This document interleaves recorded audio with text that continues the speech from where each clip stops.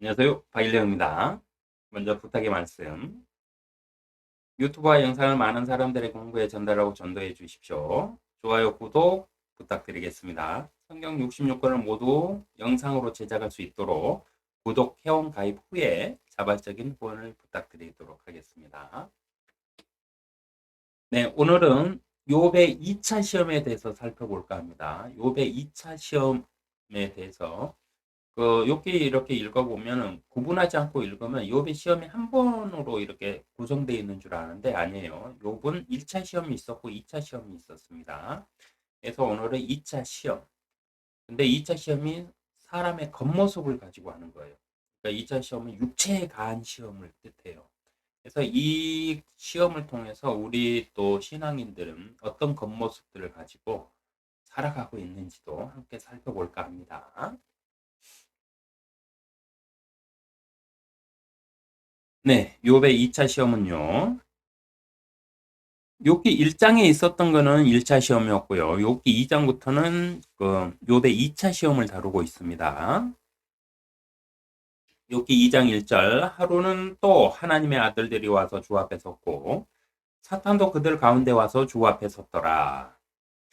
욥기 1장의 시험 이후에 또 하루이므로 욥은 1차 시험의 고난과 환난 중에 모든 재산과 부와 명예와 자녀들을 잃고 살아가고 있는 중에 있습니다.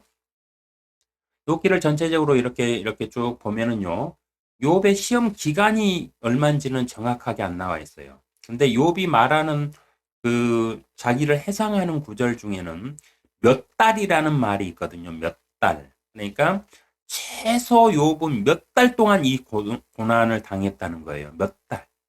그래서 몇 년은 뭐 아닐 것 같아요. 근데 일단 몇 달이라고 그랬으니 거의 수개월 동안 이 고난 중에 있었다는 소리입니다. 어, 1장 22절 이 모든 일에도 욥이 죄를 짓지 아니하였고 어리석게 하나님을 탓하지 아니하였더라라는 말씀과 같이 욥은 1장 21절 주신 분도 빼앗아 가신 분도 주시다라고 라는 고백처럼 모든 것은 신의 뜻이다라는 운명론적 신앙관으로 자신의 운명을 받아들이고 살아가고 있는 중이에요, 지금. 이 두 번째 시험이 오기 전에 욥은 어떤 상태냐? 자신의 부와 재산과 자식들까지 다 잃어버렸어요. 다 잃어버리고, 어, 그냥 뭐라고 할까요? 운명론적으로, 주신 분도 하나님이고, 뺏어 가신 분도 하나님이고, 이러면서 자포자기하고 살고 있다는 겁니다.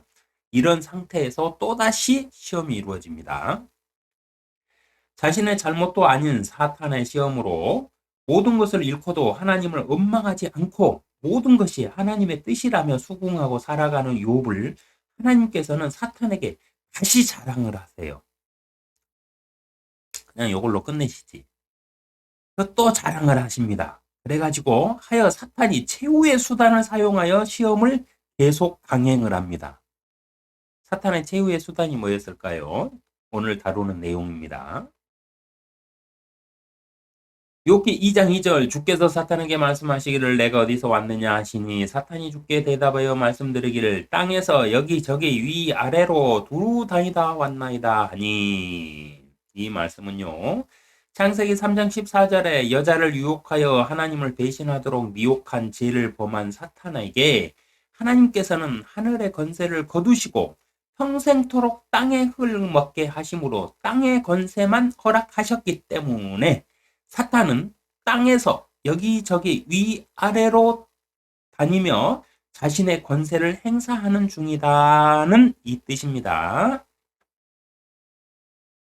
욥기 2장 2절 주께서 사탄에게 말씀하시기를 너는 내 종 욥을 유의하여 보았느냐 세상에 그와 같은 사람은 아무도 없나니 그는 온전하고 정직한 사람으로 하나님을 두려워하고 악을 피하는 자니라.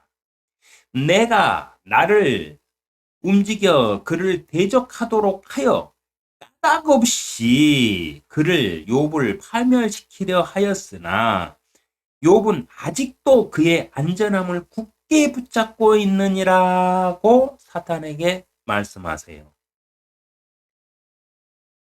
그랬더니 사탄이 뭐라고 그러느냐?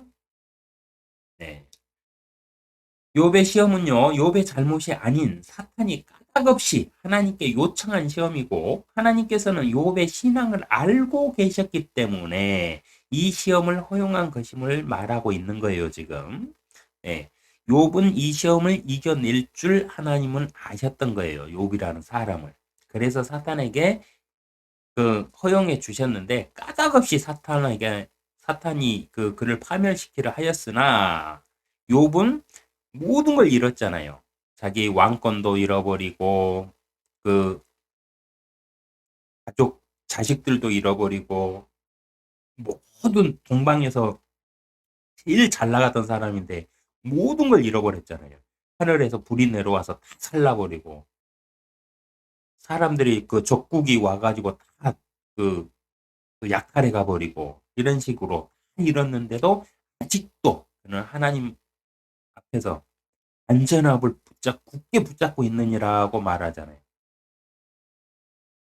하나님은 그런 고난이 있는데도 하나님을 전혀 뭐라고 해야 되죠? 안전함을 굳게 붙잡고 있느니라고 했으니까 어떤 마음이었을까요? 저는 그 말로 표현하려고 해도 상상이 잘 안 되네요.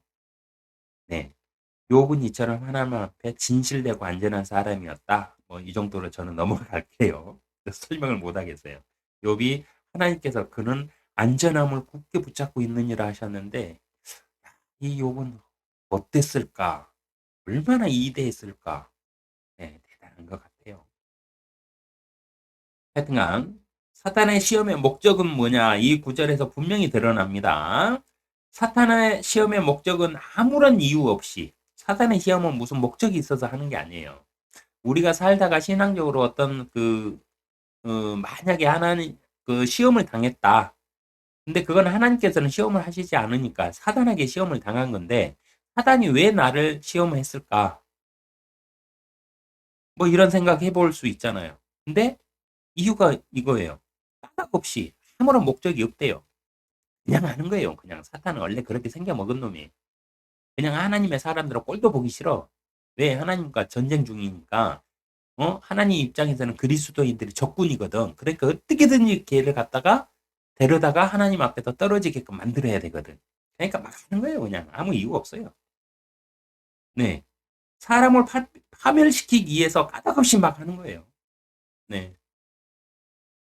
내가 나를 움직여 그를 대적하도록 하여 까닭없이 그를 파멸시키려 하였으나 이렇게 돼 있잖아요. 그러니까 사탄의 시험은요. 아무 이유도 없어요. 까닭없이. 왜? 그 사람을 파멸시키기 위해서. 하나님의 사람을 죽여야 자기가 이기니까. 전쟁 중이라고 그랬잖아요. 사단은. 하나님과 전쟁은 아직도 안 끝났거든요. 그 전쟁의 무대가 바뀌었을 뿐이에요. 제일 처음에 하늘나라에서 전쟁을 했다가 졌잖아요. 그리고 쫓겨나가지고 어디로 왔어요? 땅으로 왔어요. 그래서 이 땅에 와가지고 무엇을 가지고 싸운다? 사람을 가지고 하나님과 싸우는 중이에요. 그러니까 사탄은 이 전쟁에서 이겨야 되니까 사람을 갖다가 파멸시키는 거예요. 왜? 어떻게? 까닭 없이 그냥 그리스도인은 무조건 자기 편 아니잖아. 그리스도인은. 근데 일반 세상 사람들은 자기 편이잖아. 하나님의 편 아니니까 자기 편이잖아요. 그러니까 그들은 건드릴 일이 없어요. 그러니까 악한 사람들이 더 잘 먹고 더 잘 사는 거예요. 왜? 사단이 안 괴롭히거든. 근데 그리스도인들은 어때요? 하나님 앞에서 성실하게 신앙 지키면서 막 세상이 빛과 소금의 역할을 하면서 막 살려고 막 하는 하는데 그냥 냅두지를 않아 사단이 계속 괴롭히거든. 왜? 전쟁 중이니까. 이걸 아셔야 돼요. 이걸 알고 하나님께 완전히 의뢰를 하세요. 근데 사탄이 있죠. 몰랐을 때는 사탄이 겁나 커 보여 있고 막 두려운 존재인데 알고 나잖아요. 시시해요. 깜냥도 안 돼. 오히려 내 자신이 더 사탄보다 무서워. 인간이 사탄보다 수천 배 더 무서운 존재라니까요. 그래서 내 자신을 관리하는 게 진짜 중요하더라고요. 나중에는 뭐 사탄은 엉망을 끈덕지도 못해. 사탄 그거 아무것도 아니거든. 능력치도 다 깎여갖고 사람처럼 돼버리고 아무것도 아니야. 내 말을 듣게 돼 있거든, 사탄은. 영은 그 사람의 말을 듣게 돼 있거든요. 난 너 싫어. 꺼져. 그러면 꺼져야 돼. 그런 거 알고 나니까 아무것도 아니더라고. 근데 사탄이 시험을 할 때 어떻게 한다? 까닭없이 왜? 그 사람 죽이려고. 하나님 앞에서 떨어지게끔 만들어서 영원한 자기들이 들어가야 될 불못에 데리고 가려고 하는 거예요. 사탄은 창세기 1장 2절 전에 하나님의 나라에서 시작한 전쟁을 이 땅에서 계속하고 있기 때문에 전쟁에서는 어떤 사람의 선과 악은 상관이 없잖아요. 적군이 보이면 무조건 죽이는 거예요, 전쟁은. 그래서 사탄이 그 짓 하고 있는 거예요. 사탄은 이 땅에 살고 있는 사람들을 하나님의 아들들과 이 땅에 살고 있는 사람들이 하나님의 아들들과 딸들이므로 모두가 적이에요, 자신한테는. 사탄에게는. 그래서 아무런 까닭 없이 파멸시키는 거예요. 적군은 어떻게 한다? 보이면 죽이는 거예요. 선과 악은 필요도 없어. 이 논리적인 사고를 하지 못하면 여러분 신앙생활 발전 못해요. 항상 신앙에 고민을 가지고 사셔야 돼. 이런 거를 논리적으로 사고를 하지 못하면. 사탄이 우리를 괴롭히는 이유?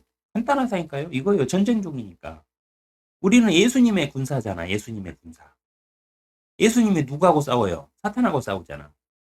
예수님이 누구하고 싸워서 이겼어요? 사탄의 세상하고 싸워서 이긴 분이잖아요. 그러니까 이놈들은 지금도 계속 그리스도인하고 싸워요. 이들은 그리스도인이 아닌 그 일반 다른 종교인들 있죠. 일반 종교들 있잖아요. 그들하고는 안 싸워요. 왜요? 그들은 자기 식구거든. 자기 군사들이거든. 그리스도인들, 성경대로 믿는 사람들을 공격하기 위해서 세운 게 다 종교들이라고 생각하시면 돼요. 그러니까 사탄은 다 자기 군사들이에요.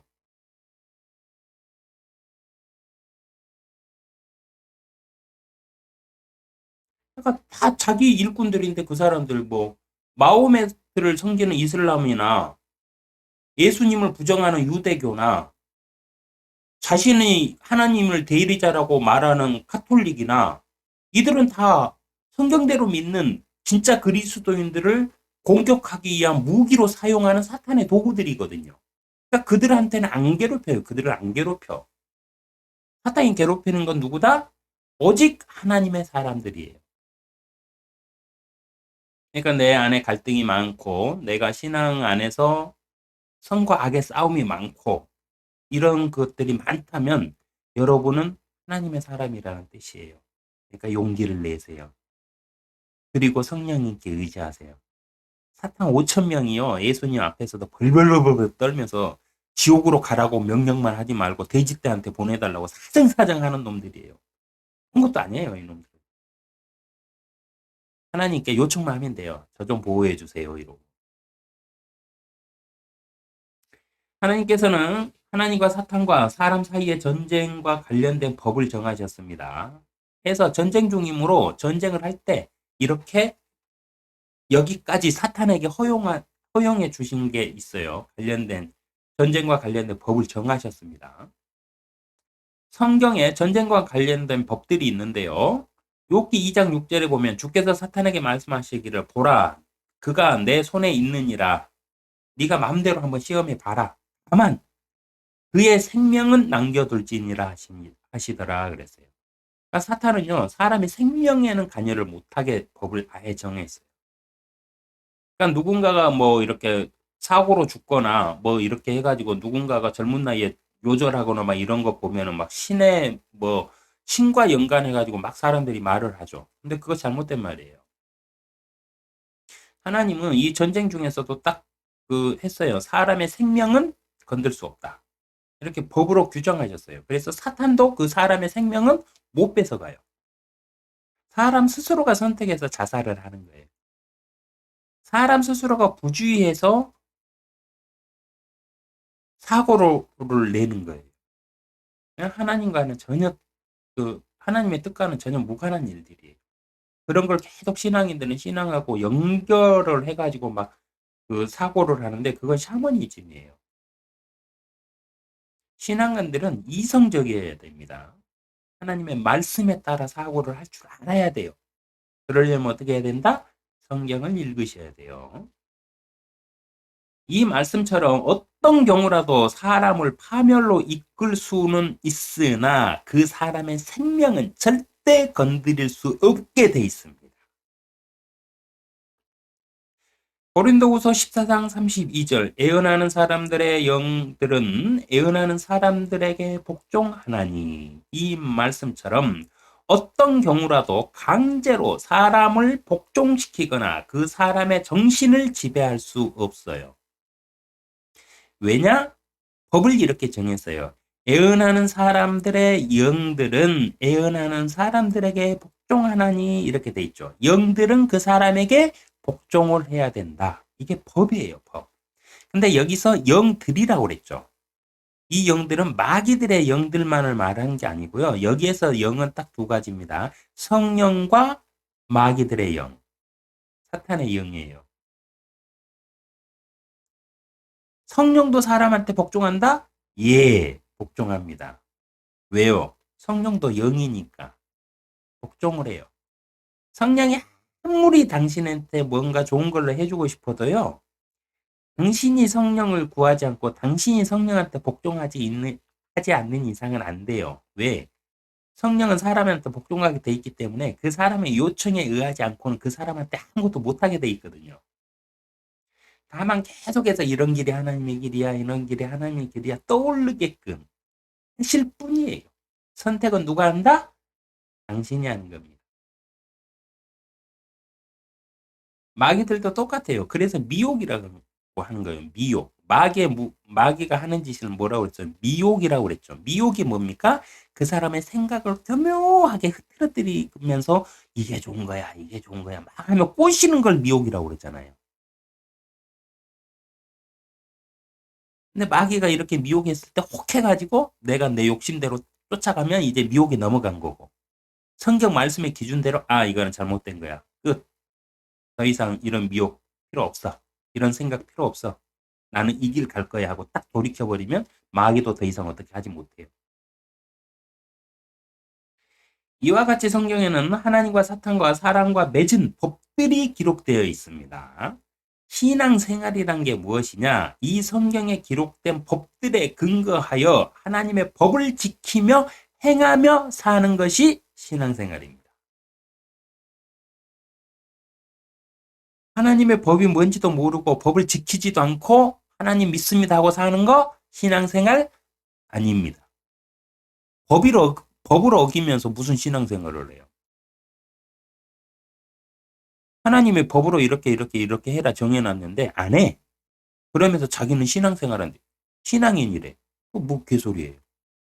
하나님하고는 전혀 상관없는 그 사람은 하나님을 갖다가 우상화시킨 우상을 숭배하는 거예요. 자기의 우상을 숭배하는 거지 성경적으로 하나님을 섬기는 거 아니에요. 하나님은 숭배의 대상이 아니에요. 하나님이 인격적으로 관계를 맺는 교제의 대상이에요. 여러분 착각하시면 안 돼요. 하나님은 숭배의 대상이 아닙니다. 교제의 대상이에요. 왜? 그래서 하나님이 뭐라고 그래요? 자신을 내가 네 아버지다 이놈아. 너는 내 아들이 되고 나는 너의 아버지가 되리라. 영원한 나는 너의 아버지가 되리라. 막 이러잖아요. 왜? 교제하면서 살려고요. 숭배의 대상이 되려면 어떻게 했어야 되겠어요?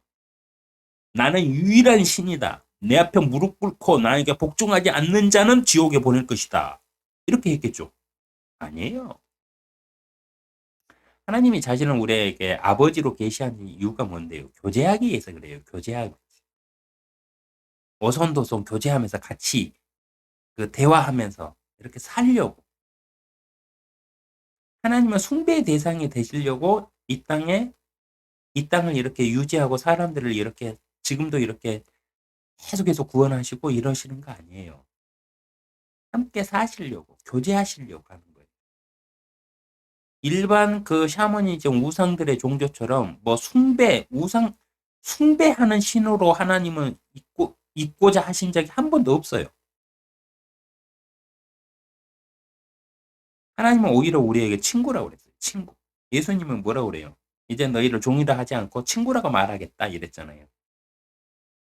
그게 무슨 말이에요? 숭배받는 자리가 아니라 나는 친구와 같이 너와 함께 교제하며 살고 싶다 이 소리잖아요. 이거 구분하셔야 됩니다. 욥의 이체 시험은 겉모습에 관한 건데요. 욥기 2장 4절 사탄이 주께 대답하여 말씀드리기를 사람이 피부로 사람의 피부를 바꾸오니 정녕 사람이 자기 생명을 위하여 자기의 모든 소유를 주리이다. 그러나 이제 주의 손을 내밀어 그의 뼈와 살을 찢어서 그리하시면 그가 정면으로 주를 저주하리다. 자, 라고 기록되어 있는데 여기서 그 욥기의 문체들이 참 그 일반 지금의 우리 그 문체들로는 해석하기 힘든 것들이 있어요. 그 뜻들을 자세히 한번 살펴봐야 되는데 이 구절이 그런 구절 중 하나예요. 사람이 피부로 사람의 피부를 바꾸오니 이 말의 뜻이 무엇일까요? 네, 이건 겉모습을 말하는 겁니다. 피부로 사람의 피부를 바꾸오니 피부가 뭐예요? 사람에게 있는 피부. 피부가 가장 바깥에 있는 겉모습이죠. 근데 이거는 비유의 말이에요. 비유. 사람의 겉모습은 이 육체, 몸을 말할 때는 피부가 겉모습이지만 그 사람의 삶을 놓고 봤을 때는 어때요?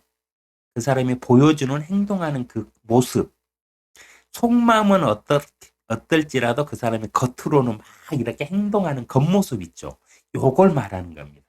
그래서 사람이 피부로 사람의 피부를 바꾸니 이거는 뭐냐면 사람이 때에 따라서 환경에 따라서 그 사람이 보여지는 모습이 다 다르다 이 소리예요. 쉽게 설명은. 이 말은 뭐냐면 욥이 부자고 풍요로운 자여서 하나님께 그만큼 이렇게 했던 자다 이 소리예요. 근데 그가 모든 걸 빼앗기고 몸까지 육체까지 그 병들어 가지고 만약에 죽기 일부 직전이 된다면 그는 분명히 하나님을 저주하리다 이 소리예요. 그리고 사람은 자기의 생명을 위하여 자기의 모든 소유를 줄이기다 이러잖아요. 그러니까 그 사람 그 욥의 그 건강을 빼앗아 보십시오. 그러면 그는 자기의 건강을 회복하기 위해서 자기가 가진 모든 것을 줄 거라는 소리예요. 사람들 그렇게 살잖아요. 생명보다 더 귀한 게 없으니까. 이걸 얘기하고 있는 겁니다.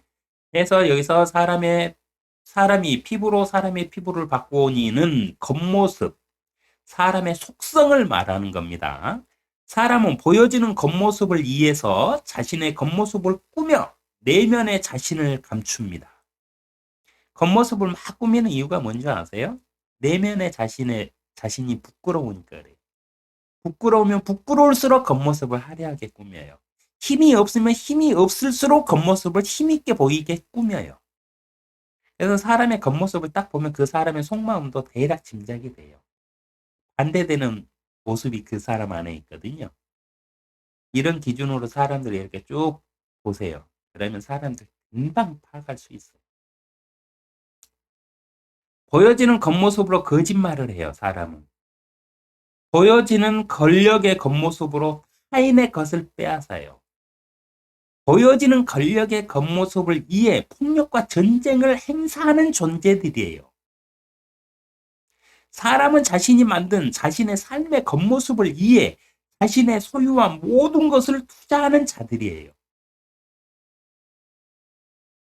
하니 주께서 손을 내밀어 욥의 건강을 치시면 욥은 더 이상 자신이 내세울 겉모습이 사라짐으로 하나님께 진실을 보일 것이다고 말하고 있는 겁니다. 그러면서 2차 시험을 요청을 해요.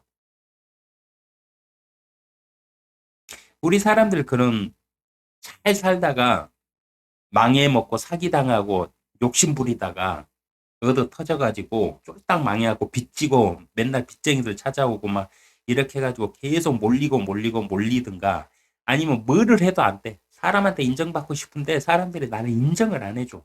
아마 자기만의 그 세상에 빠져가지고 막 자기를 괴롭히다가 에이 씨발 내가 이렇게 살 바에는 차라리 이런 사람들이 있죠. 네, 이렇게 되면은 욥도 하나님을 저주할 거라 이 소리예요.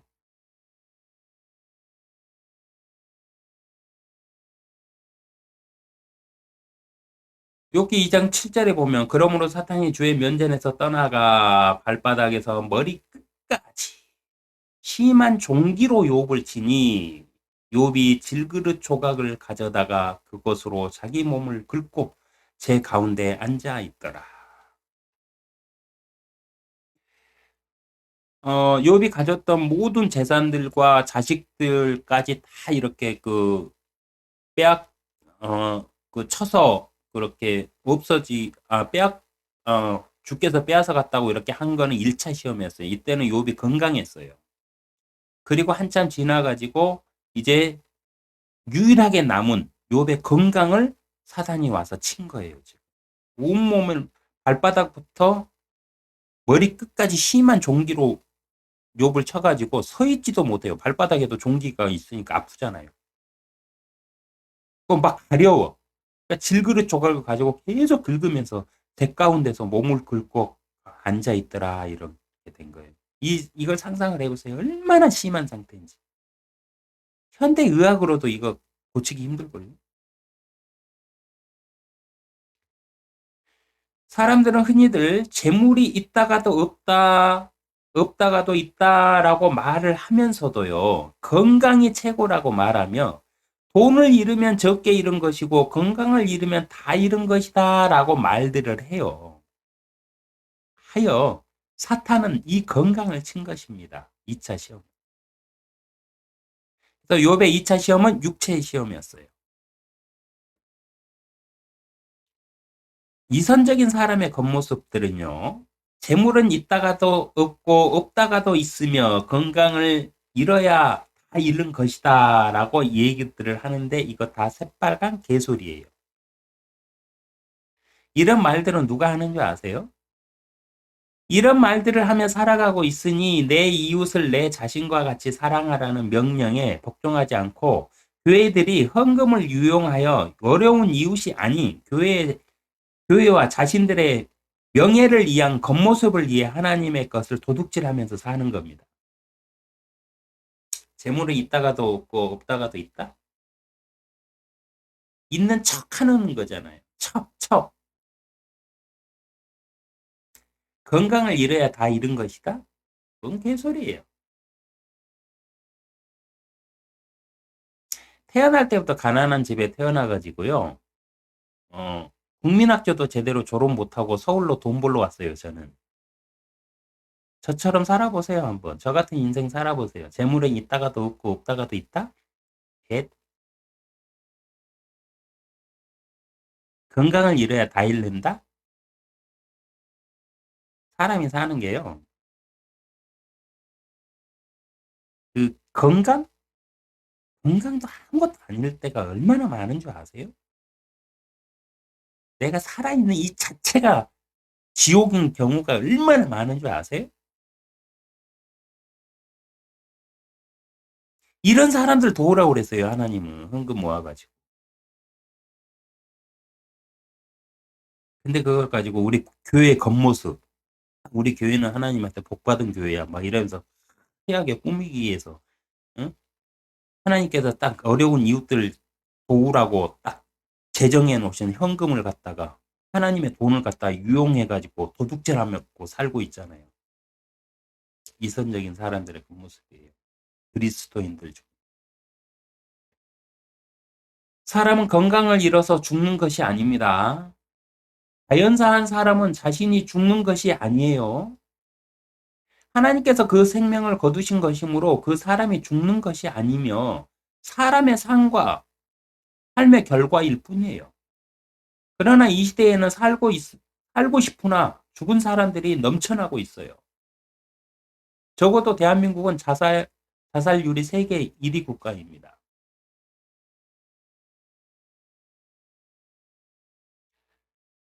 건강을 잃으면 죽는 것이 아닙니다. 사람의 생명은요, 하나님이 주관하세요. 120년까지 이렇게 허락을 해놨는데, 너는, 이제 그만 살고 나한테 와라. 아니면 너는 다 됐다 하고 이렇게 생명을 거두시는 건 하나님의 몫이에요. 하나님의 영역이에요. 건강을 잃어갖고 해갖고 암 사기였다가 막 회복되는 사람들도 많아요. 왜 그런 줄 아세요? 그 생명은 하나님이 주관하시거든요. 하나님이 주시지 않으면 이 고난의 세상 삶을 떠날 수도 없어요. 그래서 사람들은 하나님을 모르는 사람들은 어떻게 합니까? 자살을 해버리죠. 너무 힘드니까. 근데 자살률 세계 1위 국가가 대한민국이에요. 이거는 대한민국 크리스찬들, 대한민국 교회들이 잘 생각해 보셔야 돼요. 우리 교회가 속해 있는 주위에, 우리 지역에 이렇게 자살을 해야 되는 사람들, 우리가 도와줘야 되는 사람들인데 못 도와줘서 이들이 결국은 삶을 포기하고 있거든요. 이건 누구 책임이다? 누구 책임이라고 말할 수 없어요. 다만 이런 사람들을 하나님은 도우라고 했을 뿐이에요. 이들이 죽어가는 것이 건강을 잃어서일까요? 아니에요. 이들은 건강한데 스스로 생명을 끊고 있잖아요. 사람들에게 보여주는 겉모습, 이들이 죽는 이유도 이거예요. 사람들에게 비치는 자기의 겉모습. 사람들이 나를 어떻게 생각할까? 옛날에 잘 나가던 나를, 지금 초라한 나를 사람들은 받아들일까? 이런 겉모습. 나 사람들을 만나는 것도 쪽팔리고 사람들이 나를 보면서 수군거리는 것 같고 막 하면서 자기 자신의 자괴감에 빠져가지고 애착에 빠져가지고 고민하다 스스로를 놓는 거예요.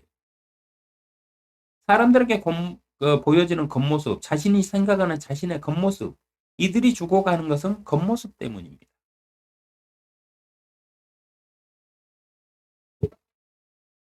그러면 이들이 이런 결정을 하지 않도록 당신이 살던 그런 삶만 있는 게 아니고 이런 삶도 있습니다. 이걸 보여줘야 돼. 누가? 하나님의 사람들이 보여주시. 근데 이 교회가 뭐를 하고 있다? 겉모습 꾸미기에 혈안이 돼 있잖아요. 대한민국 교회가. 어떤 교회가 더 크냐?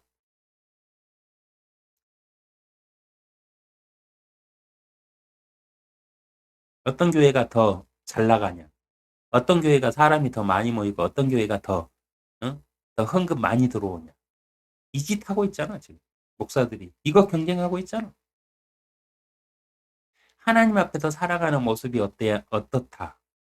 하나님의 이름으로 사랑을 베푸는 삶도 있다. 이걸 세상에 못 보여주고 있잖아요.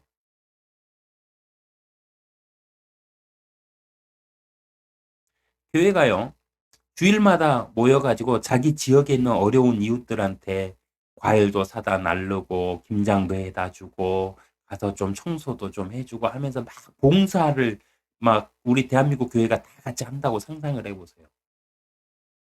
그리고 어려운 이웃들을 이에서 헌금 들어오면은 십시일반 다 모아가지고 그 사람들 이렇게 지원해주고 막 이렇게 이런 일들을 교회가 한다고 상상을 해보세요.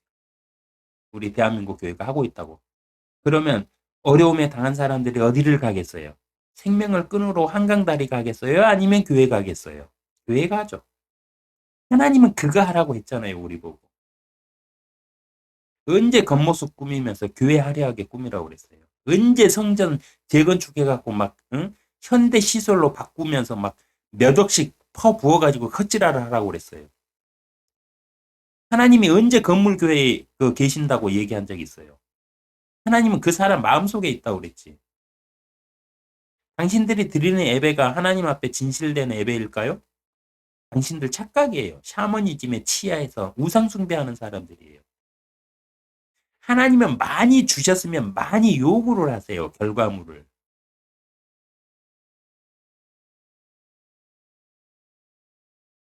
이름은 사랑의 교회이고 사랑의 교회인데 지하에다 성전 지으면서 나라 국토까지 침범해가지고 그 세금도 안 내면서 철거하라고 하니까 철거도 안 하고 싸움박질하고 그 개지랄 하는 게 사랑입니까? 하나님의 사랑입니까?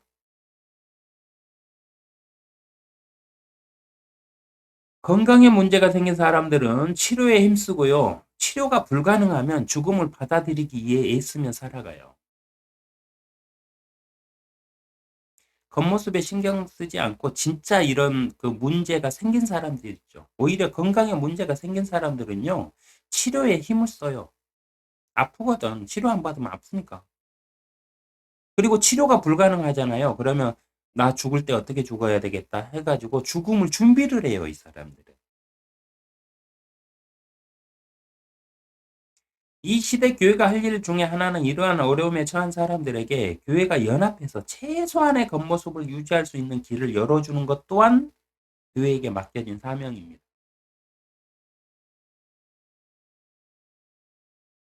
건강에 문제가 생겨서 의학적으로 어떻게 할 수가 없어도 죽는 사람들은 잘 죽음을 준비할 수 있도록 하나님의 세상이 있다는 것을 알게 해가지고 그 사람들이 평안한 모습으로 하나님께 갈 수 있도록 도와주는 거.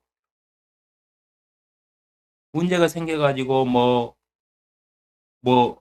하는 문제들이 있잖아요. 자살까지 가는 데는. 그런 사람들이 그렇게 힘들 때 교회를 찾아와가지고 최소한의 자기의 겉모습, 삶을 유지할 수 있는 모습을 만들어주는 역할을 하는 게 교회의 모습이에요. 교회가 할 일이라고요. 교회의 사명이에요. 건물 교회가 필요하고 건물 교회로 사람들이 성령의 전인 사람들이 각자가 교회잖아요. 그 사람들이 건물 교회로 모여서 할 일은 그것밖에 없어요. 하나님께 예배 드리는 거 아니에요. 예배는 삶 속에서 내가 드리는 거고 교회 모이는 이유는 뭐냐면 십시일반 우리에게 주어진 능력에서 우리가 해낸 것들을 모아가지고 그걸로 하나님의 명령을 수행하기 위해서 모이는 거예요. 그게 교회가 할 일이에요. 그게.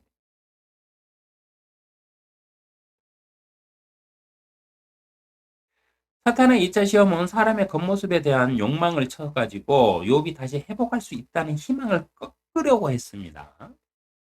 욥기 2장 9절에 그때 그의 아내가 욥에게 말하기를 당신이 아직도 당신의 안전함을 간직하려 하느뇨 하나님을 저주하고 죽으라 하더라. 아내마저도 이제 재산을 잃고 자식들을 잃었을 때는 아내는 함께 했었어요. 이때까지만 해도 욥하고 같이 있었어요. 그래서 다시 한번 일어나 봅시다 하고 손잡고 열심히 했겠죠. 근데 욥의 몸이 그렇게 망가지고 나니까 아내가 뭐라고 그래요, 이제. 욥을 저주하면서 욥을 떠나버립니다. 그래서 욥기 42장에서 보면은 욥이 회복돼 가지고 다시 7 아들과 3 딸을 얻었는데 3 딸들은 동방에서 제일 이쁜 그 미인들이었다고 기록돼 있잖아요. 그거는 그만큼 잘 나갔다 이 소리예요. 근데 그렇게 회복했을 때 그때 그 욥의 아내는 지금 이 욥의 아내가 아니에요. 왜? 본처는 이때 욥에게 하나님 저주하고 죽으라 하고 떠났거든요. 그러나 욥은 그녀에게 말하기를 당신은 어리석은 여자들 가운데 하나가 말하듯이 말하는도다. 무슨 말을 그리 하느뇨? 우리가 하나님의 손에서 좋은 것을 받았을진데 나쁜 것도 받지 아니하겠느뇨 하며 이 모든 일에도 욥은 자기 입술로 죄를 짓지 아니하더라.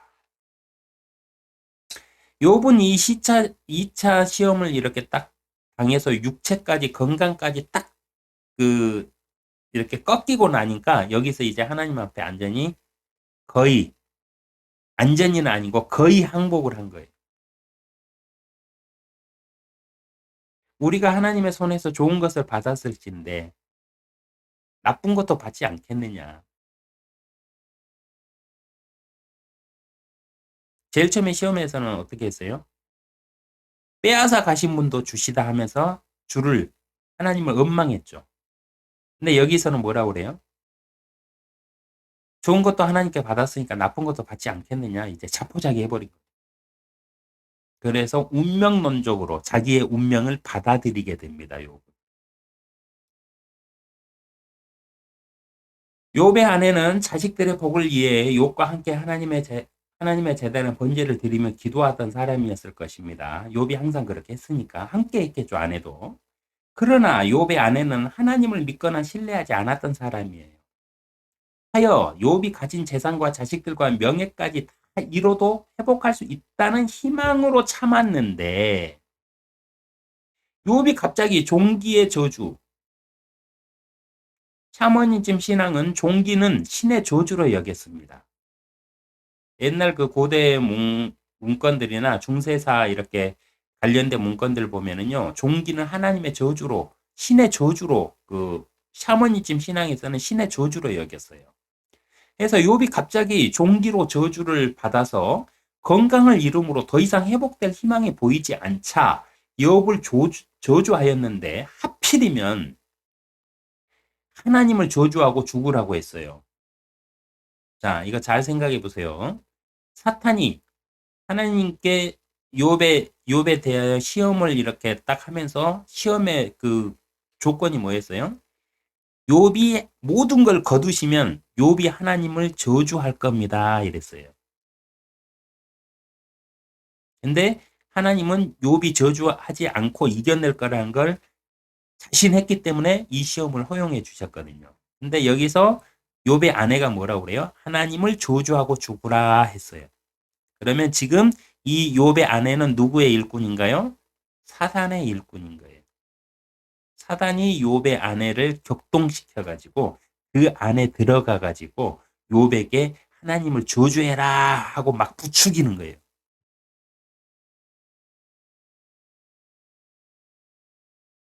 이것은 교회를 다니다가 자신이 생각하는 신의 모습, 즉 하나님의 복을 받지 못하면 교회를 떠나는 것과 같은 샤머니즘 신앙간의 종교인들의 모습과 동일합니다. 욥의 아내가. 하나님을 아버지라 부른다고 모두가 그리스도인이 아니에요. 욥의 아내도 그 평생 살면서 욥하고 결혼해 갖고 일곱 그 아들의 세 딸을 낳고 살면서 욥이 계속 하나님을 섬길 때 자식들을 위하여 복을 빌고 번제를 드릴 때 이 욥의 부인도 항상 함께 했을 거 아니에요. 그냥 종교 생활을 했다는 소리예요. 쉽게 얘기하면. 그랬는데 이런 어려움이 딱 당하니까 어때요? 하나님을 저주하고 죽으라고 학담을 합니다. 근데 왜? 욥의 아내는 종교인이었지 하나님을 섬기던 사람이 아니었어요. 그리스도인이 아니었어요.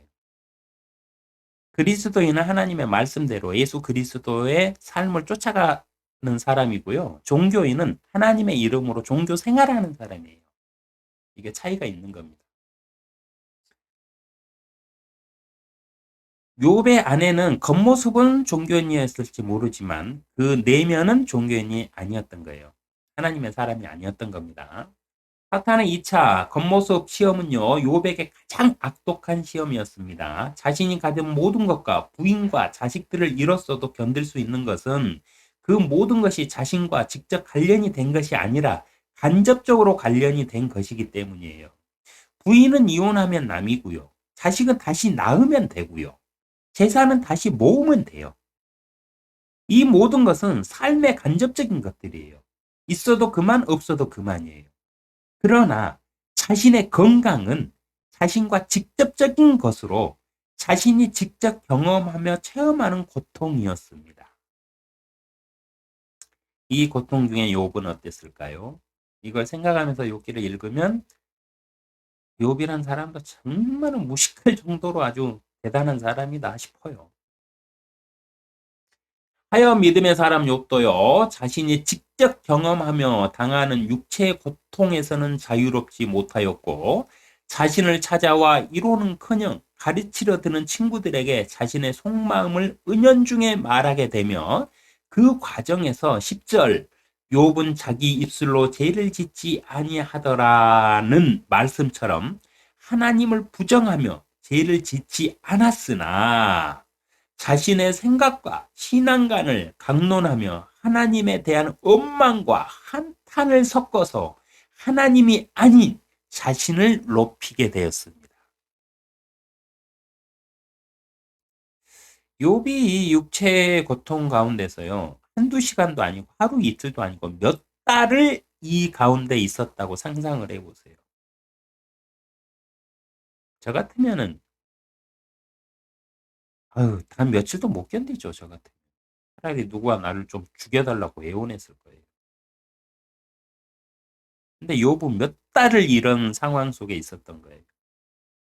그러나 욥은 얼마나 모든 게 혼란스러웠을까요? 평생을 하나님을 그렇게 조심하면서 두려워하면서 믿고 섬기며 살아왔는데 이게 도대체 나한테 닥친 일이 이게 무슨 일일까?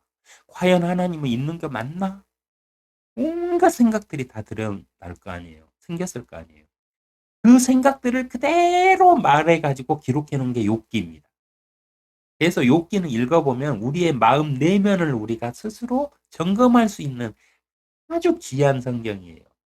그래서 하나님이 이 시험을 이렇게 욥에게 허용해 주셨는지도 몰라요. 왜? 우리를 가리키기 위해서, 이 시대를 살아가고 있는 하나님의 사람들을 가르치기 위해서, 욥은 이 시험을 이겨낼 줄 알았으니까. 저는 이렇게 결론을 내렸어요. 욥기가 쓰여진 이유는 이 시대 우리를 가리키기 위해서다. 우리 내면에서 어떤 고민들, 어떤 갈등들이 생겨나는지 이 욥기에 나오는 인물들을 다 이 말들을 보면은 우리가 쉽게 알 수 있거든요. 나도 한번 좀 다 해본 생각이거든.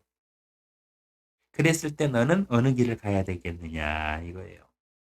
그래서 엘리우처럼 말씀을 따라서 살아가야 된다. 이걸 가르치기 위해서 욥에게 욥을 통해서 이걸 기록하셨다. 저는 이렇게 결론을 내렸습니다. 욥기 2장은 2차 시험에 처한 욥의 소식을 듣고 친구들이 찾아오면서 끝이 납니다. 사람은 자신이 직접 경험하며 당하는 것이 아니면 어떤 사람의 어려움도 공감할 수가 없어요. 사람은 자기가 직접 경험하고 당하고 감정으로 느끼는 거 아니면 공감이 안 되거든요. 교회 다니는 신앙인이라는 사람들이 흔히 실수를 하는데요. 실수가 뭐냐면은 모든 것은 모든 것을 하나님께서 아신다는 말하는 것이에요. 하나님이 아시면 뭐 어떻다고? 그래서 하나님이 알고 있는데 뭐 어쩌라고? 뭐 어쩌라고? 그래서 더 나가가지고 모든 것은 하나님의 뜻이다? 뭔 개소리야.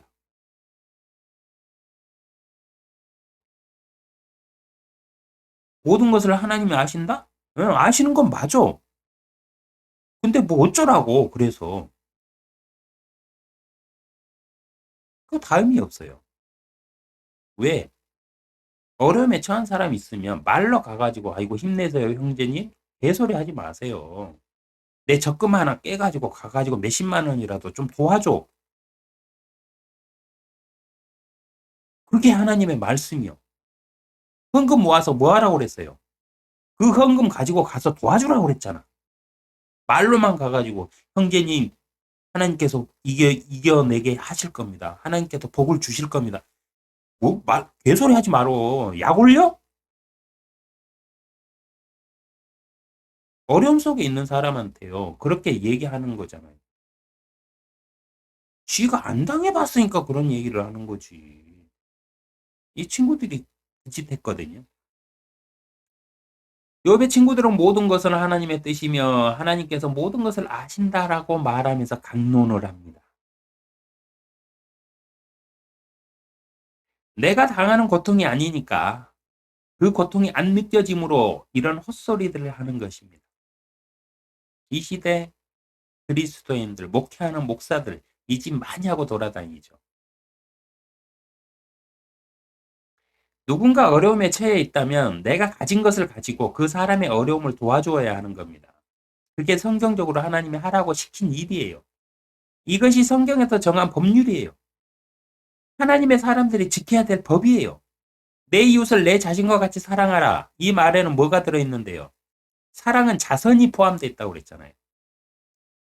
내 이웃을 내 자신에게 하는 것 같이 내 자신이 뭐 배고프면 먹고 하듯이 내 이웃이 굶주리고 있으면 그들을 가서 찾아가서 먹이라는 소리예요. 먹이라. 그러려면 어떻게 해야 돼요? 내 돈 써야지. 말로만 먹여요? 말이 되는 소리요? 안 되는 거예요. 100마디 말과 이루와 찬송과 목사의 축복 기도도요. 그 사람의 환경을 단 1도 바꿀 수 없습니다. 그 사람이 처한 환경은 지금 당장 돈이 필요한데 뭐 말로 아무리 복을 빌어보세요. 돈이 생겨요? 쌀이 생겨요? 안 생겨. 하나님이 시킨 게 사랑하라는 말이 뭔데요? 사랑의 의미가 뭔데요? 감정적으로 뭐를 좋은 마음을 느껴야 그게 사랑이라고 착각들 하세요? 아니요. 사랑이란 말은 성경에서 말하는 사랑은 뭐냐면 자선을 뜻해요. 자선. 성경에서 말하는 사랑은 자선.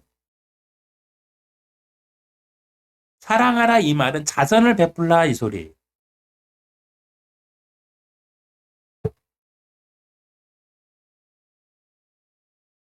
그러니까 자선을 베풀려면 내 재산을 털어갖고 내 그 재산으로 해야 되잖아. 근데 뭐 돈 한 푼도 안 쓰면서 립 서비스로 가가지고 형제님 힘내세요. 하나님께서 당신을 사랑하십니다. 개소리 하지 말어. 그 사람은 당신보다 더 잘 알아. 하나님이 자기 사랑하는 거. 그래서 뭐 하나님이 사랑한다고 해서 뭐 어쩌라고. 나도 알고 있다고. 하나님이 나 사랑하는지. 근데 뭐 어쩌라고.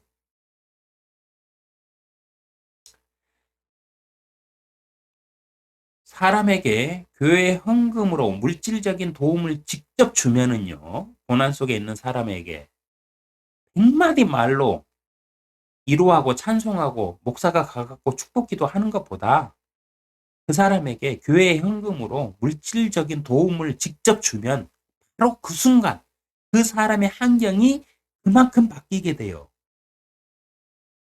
하여 하나님은 말만 하지 말고 사랑, 자선을 행하라고 하신 것입니다.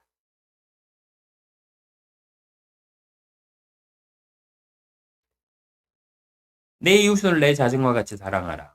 내 자신이 아프면 내 자신이 그 아픔을 알듯이 내 이웃의 아픔과 슬픔을 내 자신이 겪은 것으로 생각하며 도우라는 말씀이세요. 우리 주위에 사탄의 2차 시험인 겉모습의 시험에 처한 사람들이 시험을 이기게 하는 방법은요. 교회가 연합하여 그 사람의 최소한의 겉모습을 유지하도록 도와주는 것입니다. 하나님은 건강을 가지고 사람을 시험하시지 않으십니다. 그러나 아픈 사람은 자신이 건강 관리를 잘 못해서 당하는 아픔일지라도 나에게 왜 이런 일이 생겼을까 하며 하나님의 시험으로 생각할 수도 있어요. 사람은 너무 고통스러우면 신을 찾으니까. 이런 사람들에게 당신의 도움이 필요하다는 겁니다.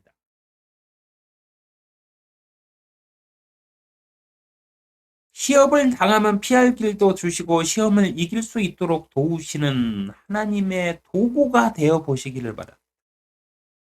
하나님이요, 사람이 시험을 당하면 피할 길도 주시고 그 사람이 시험을 이길 수 있도록 도와주신다고 했잖아요. 근데 하나님은 영이시고 물질로 이루어진 게 아니잖아요. 그래서 하나님이 어떤 사람을 이렇게 도와주려면은요, 어떤 사람이 또 필요해. 그게 누구다? 그리스도인이에요. 하나님을 섬기는 여러분들이. 하나님이 어떤 이웃을 이렇게 도와주고 싶어. 근데 직접 자신이 와가지고 도와줄 수는 없거든. 개입이 되니까. 그러면 그걸 누가 해줬으면 하겠어요. 자신을 믿고 따르며 자신의 말씀대로 살고 있는 그리스도인이 그 일을 해주기를 바라고 계십니다, 여러분. 우리 주위에 욕과 같은 시험을 당한 사람들이 있어요.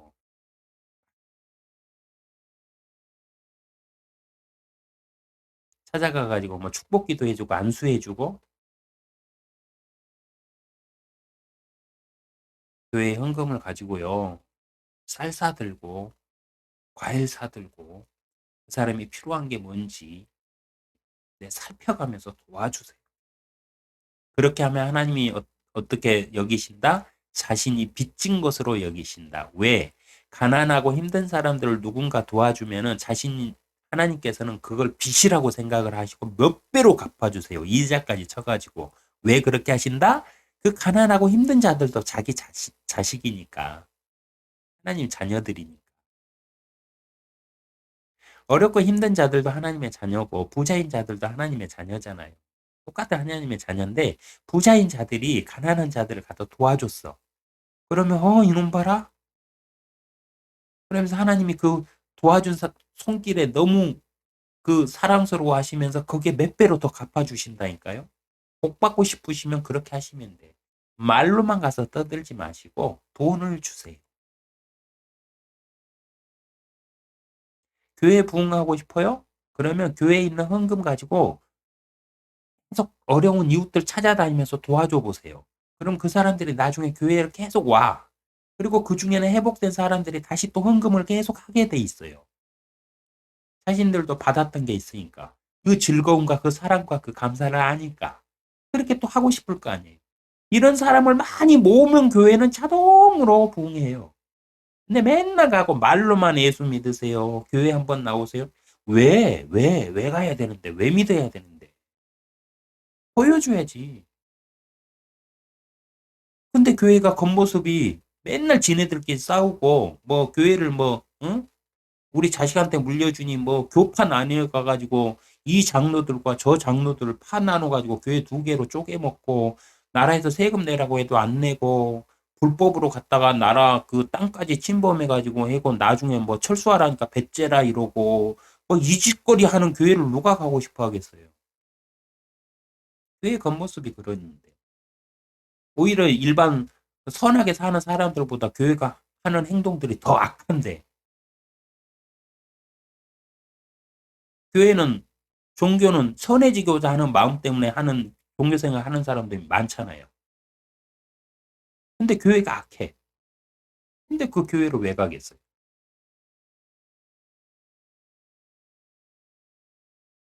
겉모습의 시험이요, 늘 우리와 함께 합니다. 최후의 시험이 겉모습의 시험이에요. 건강뿐 아니라 우리 체면 있죠, 체면. 사람들에게 보여지는 체면. 아, 저 사람이 나를 어떻게 생각할 거야. 사람들이 나를 어떻게 볼 거야. 이거요. 사람들이 그렇게 봐서가 아니고 사단이 행하는 시험이에요, 여러분. 이거 정신 차리고 똑바로 구분해내셔야 돼. 내가 왜 사람들 눈치 보고 있지? 왜 사람들 시선 생각하고 있지? 아, 이거 사단이 나한테 주는 시험이네? 바로 깨달으셔야 돼. 안 그러면 나도 모르게 내 겉모습을 이해해서 내 내면은 그렇지가 않는데, 내 내면은 전혀 나는 그런 사람이 아닌데, 겉모습에 묶여가지고 진실되지 않고 가식적으로 신앙생활을 하면서 살 수밖에 없게 됩니다. 이거요, 사단의 시험이에요. 최후의 시험이 무슨 시험이다? 겉모습 시험이에요. 보여지는 모습. 사람들이 너를 어떻게 생각할 거야? 사람들이 어떻게 할까? 교회 안에서도 우리 뭐 그 교인들이 어느 집사가 나를 어떻게, 어느 목사가 나를 어떻게, 우리 아이들이, 내가 가르치는 아이들이 나를 어떻게 생각할 거야? 막 이런 거 있죠. 그게 사단의 시험입니다, 여러분. 겉모습을 가지고 시험하는 거예요. 이 시험에서 하나님의 말씀의 기준, 하나님은 이런 게 안 한다고 딱 했잖아요. 그러면 하나님은 안 한다고 했으니까 그것과 비교 비슷한 게 오면 하나님이 이거 안 한다고 그랬어. 이거 사탄의 시험이야. 끝. 아웃. the end. 이런 생각 필요 없어. 쫓아내버리시면 돼. 왜? 영은 그 사람의 말을 듣게 돼 있습니다. 그래서 항상 겉모습이 아니라 하나님의 말씀에 기준한 모습, 말씀 속에 예수 그리스도, 말씀으로 오신 예수 그리스도의 모습을 닮아가는 신앙인들이 되시기를, 네, 정말 소망하면서 하나님의 합평이 함께 하시기를 기도합니다.